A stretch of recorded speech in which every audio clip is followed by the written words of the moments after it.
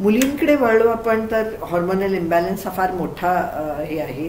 त्याच्यात PCOS किंवा PCOD फार महत्वाची आहे. एव्हरी थर्ड गर्ल और फोर्थ गर्ल हॅज PCOD. मग दुसरी गोष्ट म्हणजे इन्फेक्शन्स मुलींत पण होऊ शकतं. TBमुळे पण वंध्यत्व होऊ शकतं. मग एंडोमेट्रिओसिसमुळे वंध्यत्व होऊ शकतं. ट्यूब्स ब्लॉक असतात त्याच्यामुळे होऊ शकतं. मग काही पेशंट्समध्ये गर्भाशयाच्या आत पॉलिप सेप्टम वगैरे प्रॉब्लेम्स असतात, ते आम्हाला जाऊन काढावे लागतात, क्लीन करावे लागतात, त्याच्यामुळे वंध्यत्व होऊ शकतं. सो अनेक कारणं आहेत आणि आपल्याला ती डायग्नोज करणं महत्वाचं आहे. किंवा वंध्यत्व येऊ शकतं. Basically the most common infection is tuberculosis. अच्छा. TBमुळे गर्भाशयाचा TB झाला तर वंध्यत्व होऊ शकतं.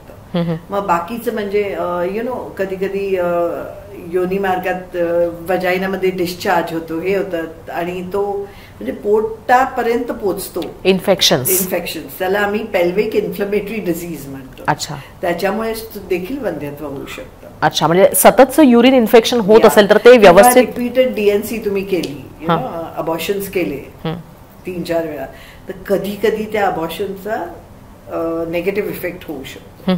एक थोडंसं विचारायचं ते म्हणजे की मुलींना असा प्रश्न पडतो की टेस्ट करायला पाहिजे का लग्नाच्या आधी वंध्यत्वाच्या संदर्भामध्ये, तर खरोखर अशा टेस्ट आहेत का मुलांसाठी आणि मुलींसाठी वंध्यत्वासाठी लग्नाच्या आधी करायच्या, आणि त्या कुठल्या असतात?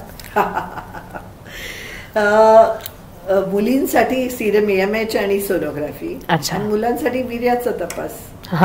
पण हे करण्यासाठी लोक पुढे येतात का?